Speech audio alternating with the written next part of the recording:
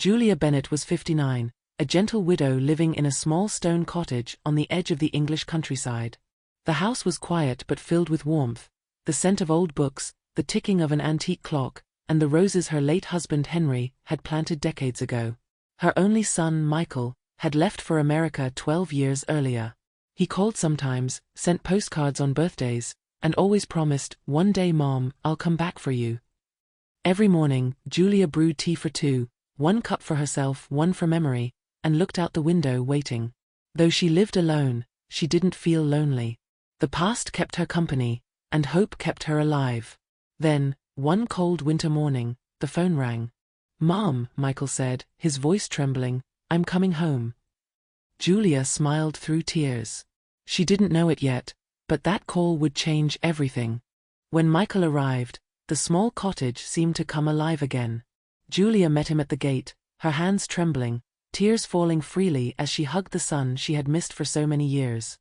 He looked older, sharper, with city confidence in his walk and expensive clothes that didn't quite belong to the quiet countryside. For the first few days, their home was filled with laughter.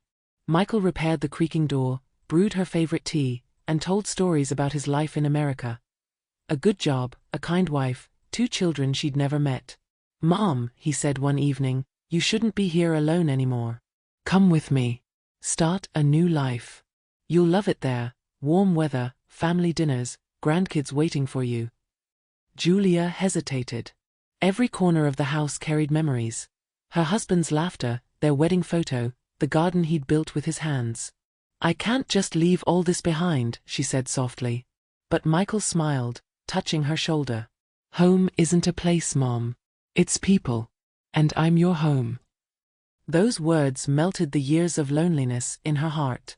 That night, she sat beside her husband's old chair, the one he used to read in, and whispered to his memory, "He's finally come back to me, Henry. Our boy's home." As the fire crackled, Julia allowed herself to believe again, in love, in family, in promises kept. She didn't know that sometimes, the greatest heartbreak begins with the sweetest hope. The morning air was cold, heavy with fog.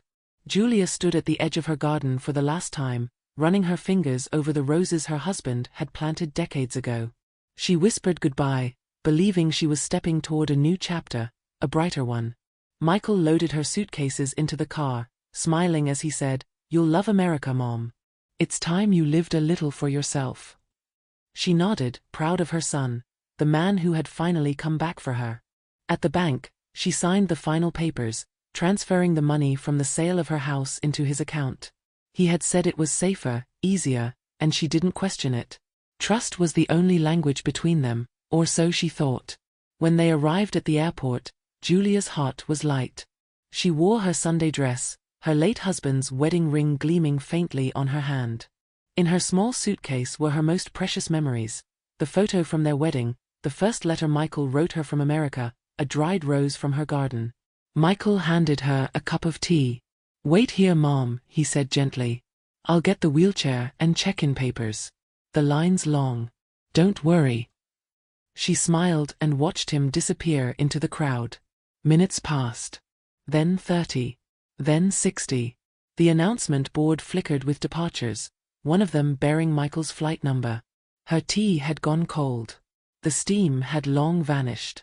Her eyes darted between faces, strangers rushing by, none of them his. When a security officer approached, he spoke kindly, "Ma'am, do you need assistance?" Julia smiled weakly. "My son went to get something. He'll be right back." But when the officer checked the passenger list, his expression changed. He looked at her with quiet pity. "Ma'am, your son boarded the plane. Alone." Julia's world shattered in silence. The airport lights blurred through her tears. Every sound, footsteps, laughter, luggage wheels, echoed in her chest like a cruel melody. He had left her. Her son, the boy she had raised, the man she had trusted with her last piece of security, had taken everything. The announcement for his flight departure filled the air. Julia clutched her empty teacup, whispering into the void, "Michael, you forgot me." And for the first time in her life, love felt colder than death itself. Julia's knees gave way beneath her. The cold tiles of the airport floor pressed against her palms as the world tilted and dimmed. Voices swirled around, distant, muffled. Then, a calm, steady voice broke through. "Ma'am? Can you hear me?" Officer Paul Anderson, a 40-year-old airport security officer, knelt beside her.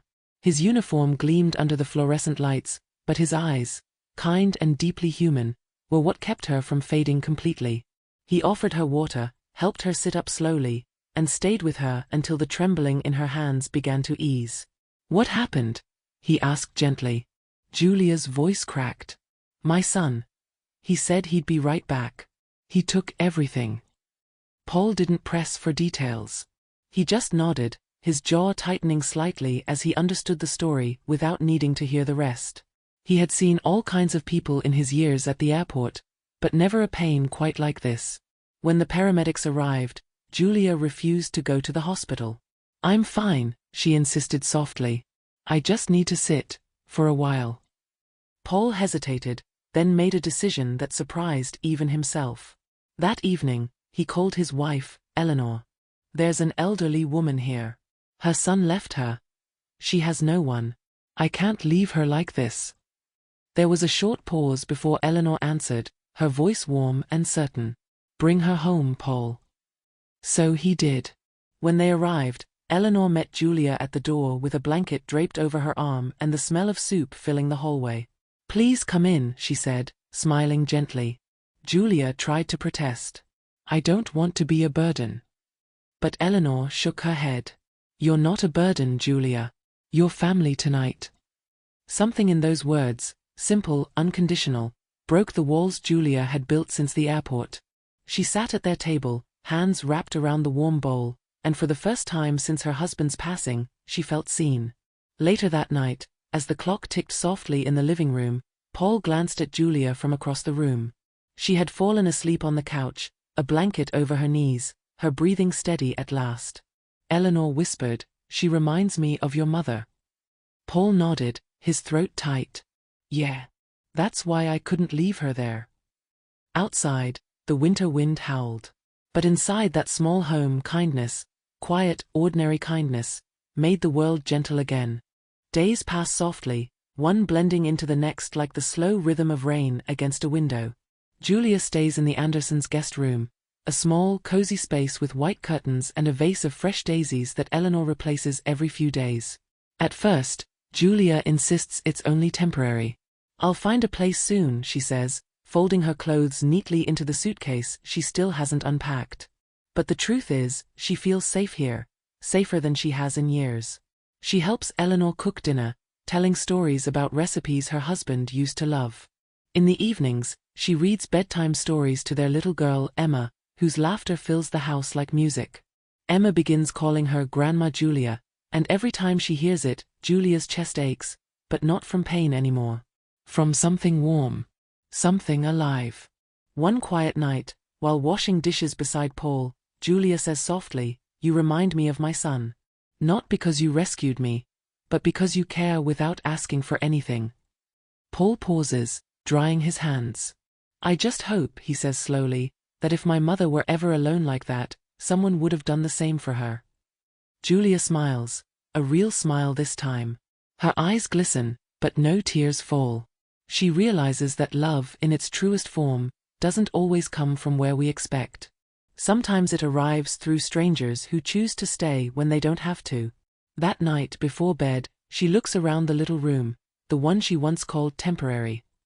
The walls feel warmer now, almost familiar. For the first time in a long time, Julia whispers into the quiet. Maybe this is what home feels like, not a place, but a heart that opens. The morning sunlight filters through the blinds as Paul sits at his desk, sipping coffee. His phone rings, a call from the aviation department. The voice on the other end is grave. "Officer Anderson. You handled an elderly woman yesterday, Julia Bennett, correct? Her son, Michael Bennett, was on Flight 271. Paul frowns. "Yes, I remember." There's a pause, then the words that chill his blood. "The plane went down over the Atlantic last night. There were no survivors." The phone nearly slips from his hand. For a long moment, He doesn't move. The hum of the office fades into silence. All he can think of is Julia, sitting in his guest room, folding her clothes, talking about her son with a smile that's still full of hope. He presses his palm against his eyes, fighting back the sting of tears. How do you tell a mother her only child is gone? Right after she started believing in life again. By the time he drives home, the winter sun is setting. The house glows softly from inside. Through the window, he sees Julia in her armchair, knitting a pale blue scarf for Emma. She hums quietly, the same lullaby she used to sing to her son. When Paul steps inside, she looks up and smiles. "Oh, Paul. I was just thinking about Michael. He'll call soon, I know it. He always keeps his promises." Paul swallows hard, his throat tight. "I'm sure he will," he says softly. Julia nods, her eyes distant but peaceful. "He's a good boy. I'm glad I didn't lose faith." He forces a smile, though his heart is breaking. Later that night, he stands outside her door, listening to her gentle snoring. He whispers into the dark. "He didn't mean to break his promise, Julia. Maybe he kept it in another way."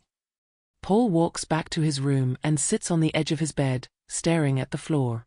He knows the truth, but some truths destroy more than they heal. Sometimes, the kindest thing a person can give isn't honesty, it's mercy. And in that quiet house, where grief and grace live side by side, Paul chooses mercy. Years pass, and the seasons turn quietly around the little house that once took in a broken stranger. Julia now moves slower, her hair a soft silver crown. Yet her smile, gentle and alive, still fills every room. Paul and Eleanor's daughter, Emma, has grown, and she calls Julia Grandma Jules. Every morning, Julia packs her school lunch, slipping a tiny note inside that says, "Be kind, my dear. Always be kind." In the evenings, the family gathers by the fireplace. Julia sits in her armchair, knitting as laughter fills the air. She calls Paul her miracle son, and he never corrects her. In truth, he feels she saved him, teaching him that compassion can rebuild even the most shattered hearts. Each night before bed, Julia writes in her small notebook, letters to Michael. She never sends them. She doesn't need to. Somewhere between heaven and memory, she believes he reads every word. On her 65th birthday, surrounded by the family she never expected, she lifts her cup of tea and says softly, "Love doesn't always come from where we expect. Sometimes life takes away blood and gives us soul."